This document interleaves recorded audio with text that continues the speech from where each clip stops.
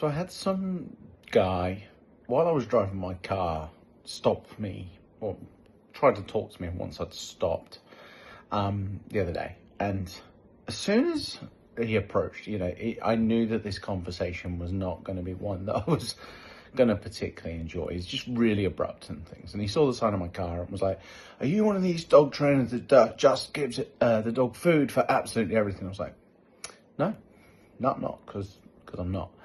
And it's almost like he knew who I was, but didn't obviously know anything about me, but had made lots of assumptions.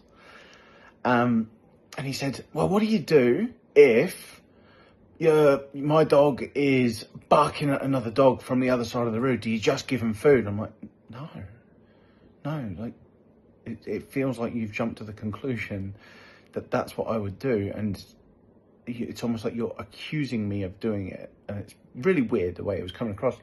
But no, you don't. And I said, "Mate, no, that's not what you do.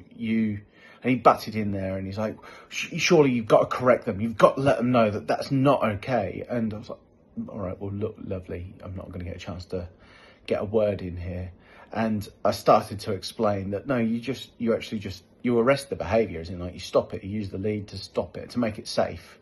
And then you create space, you walk away. But before I could even say that, before I could elaborate on anything beyond that, he's like, "So you just use food?" I was like, "Mate, this is the end of the conversation. Like, I've already explained to you don't do that.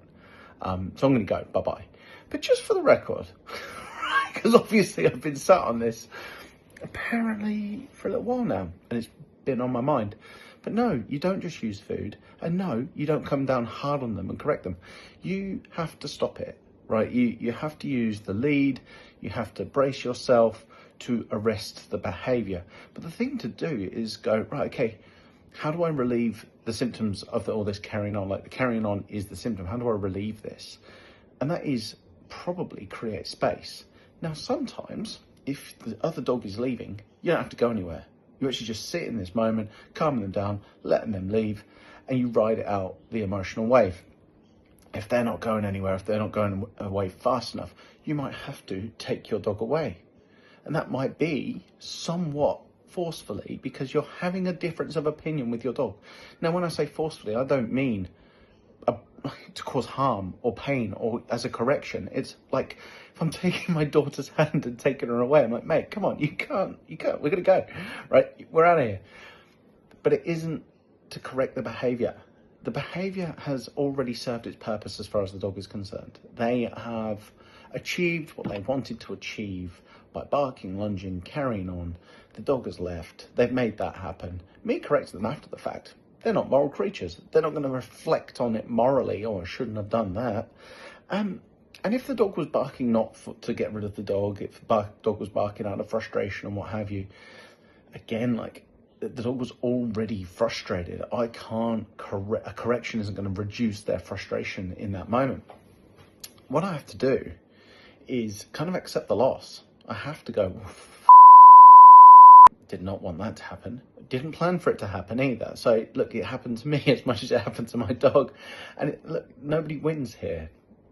But if it keeps happening, then this is what I really wanted to say to him, because it sounded like he was experiencing this a lot with his dog. So you need a better training plan.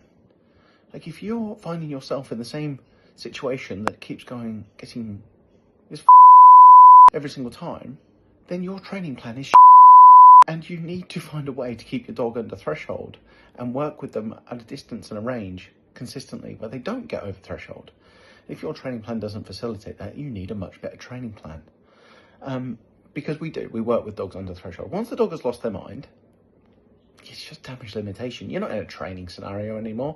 You've got a toddler having a meltdown and you go, "Well, I better prepare for that better next time. In this moment, I'm here to support you. Sorry that happened to you. Sorry it happened to me. Nobody's winning. Well,